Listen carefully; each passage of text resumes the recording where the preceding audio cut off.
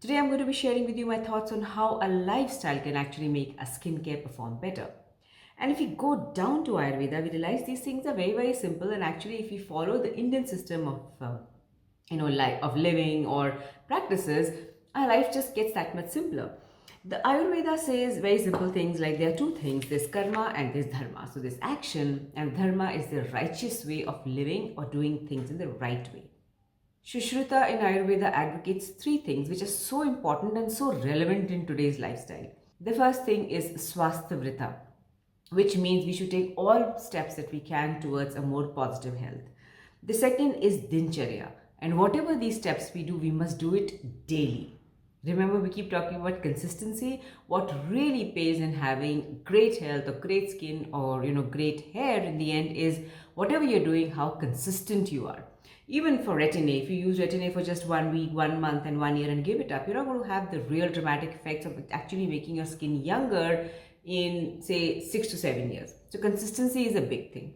And the last thing is Ritucharya, which really means that the seasonal routine. That means we change our diet, we change our exercise, and we behave according to how the season is. So basically, a very virtuous conduct of positive health is what we are aiming at. Beginning with what we are blessed with, that's a scientific way or scientific system of living healthily. There are a few points that I thought I'll share with you which can actually impact our lifestyle and position us to get better results from our skincare. Ayurveda really advocates practicality and simplicity.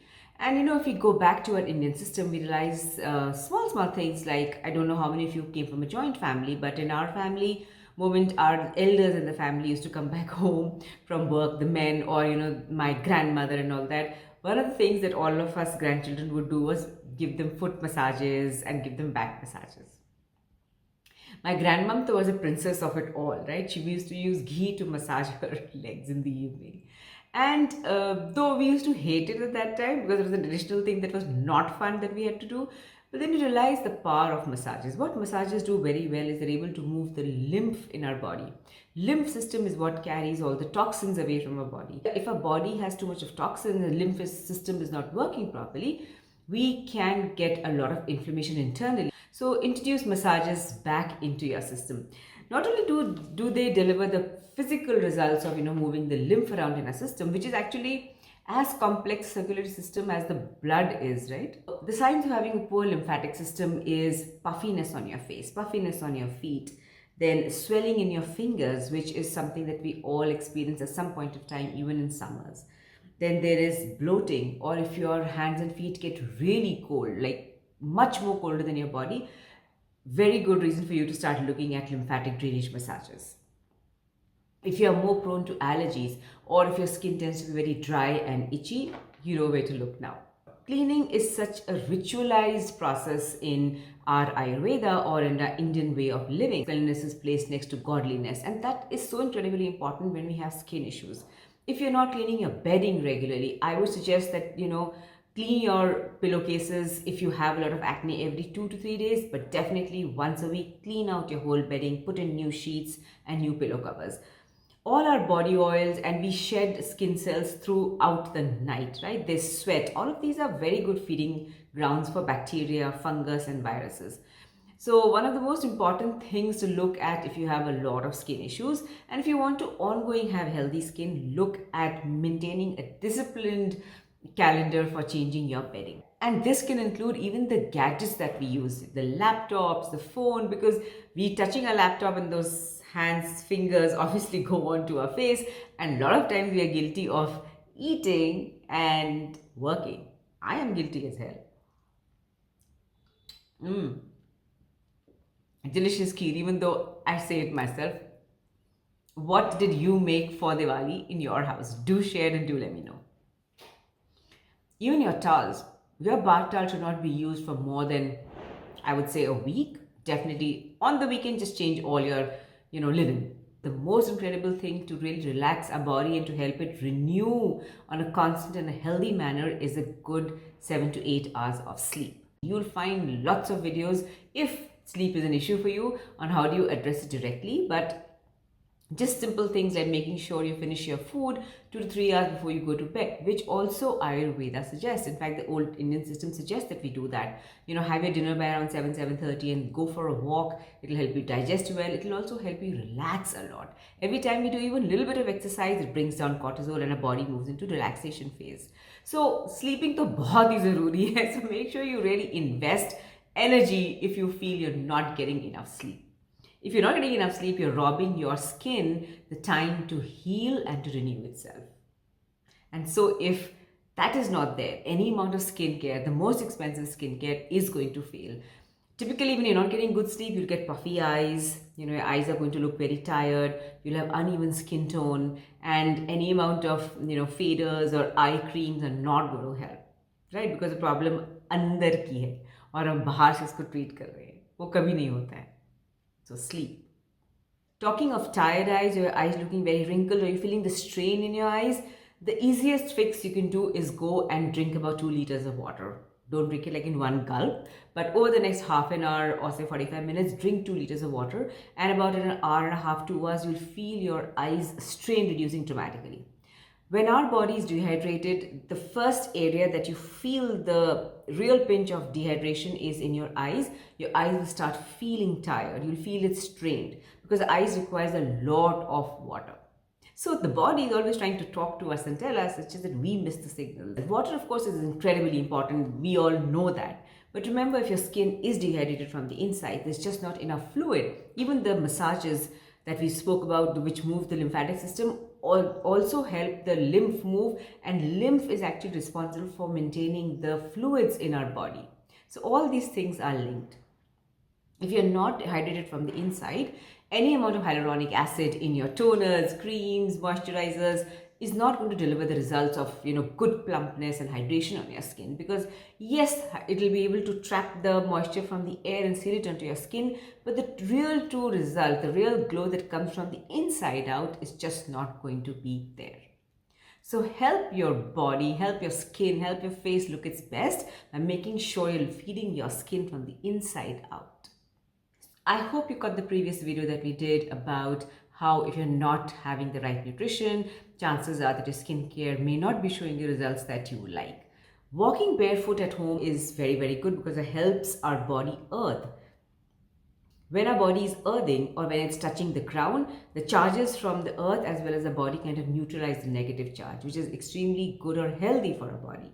Frequent earthing also helps improve circulation in our body, and when there's good circulation, good blood flowing in our body, there's good oxygen, nutrition, everything going around in our body. I know I say this over and over again, but it's these small things added together that make the big difference to our health, skin and hair. And of course, there are the temples, right? Whenever we go to temples, the vibration in the temple and the fact that we are walking barefoot, all of that come together to actually move us to a more positive energy. इन सब बातों में कुछ ना कुछ अच्छा राज छुपा हुआ है, वो हम ही भूल जाते हैं उन सबको देखने के लिए, right? So I really encourage you to talk to your parents, talk to your grandparents and understand these things better, because I think we have wasted enough time trying to live a life which is not innately us.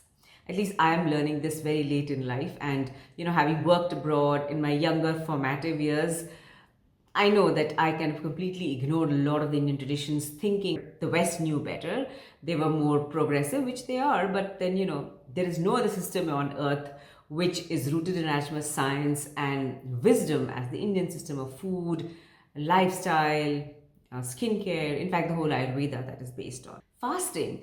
I have never fasted in my life till I came to know about intermittent fasting. And when you start realizing the value of intermittent fasting, you realize, अरे ये तो हमारी mummy करती थी, right? नानी भी करती थी, दादी भी करती थी. It is so innately Indian, right?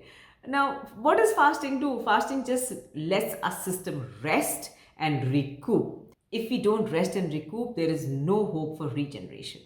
Our skin, our body just needs that off time or the downtime to get up the next time and be brighter, better and healthier.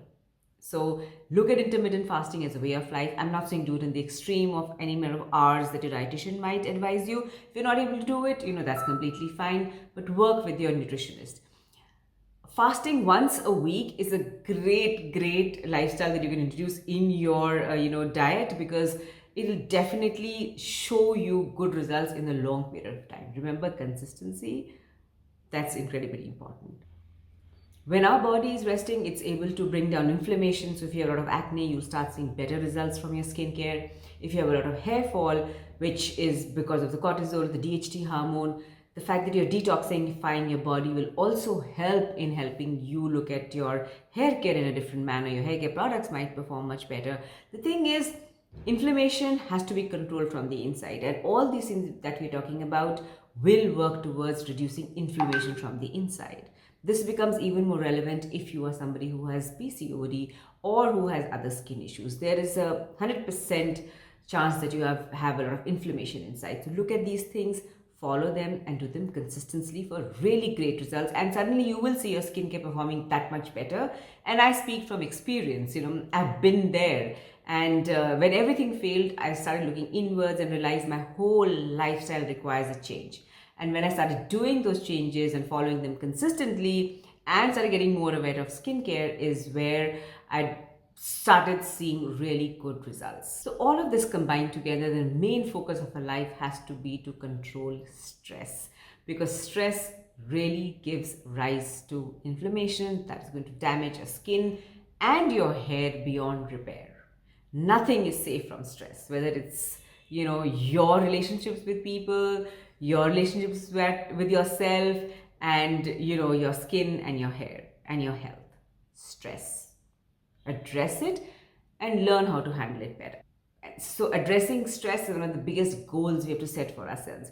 I address stress in a number of manners. Whenever I recognize that I'm going to be in a situation where I'm getting stressed, something is stressing me out, I always switch off and step back and address it as externalized as possible. Then I definitely make sure that I'm exercising in some form. I'm eating foods that are anti-inflammatory. I've done a video on it. Make sure you have a look. And just consistency has worked so much. In fact, at one point I was so stressed that my actual C-reactive protein, which shows you inflammation in the body, was high. The doctor had to point it out to me. So it's a real thing. Let me know what you do to de-stress, and for more, I'm going to meet you in the comment section.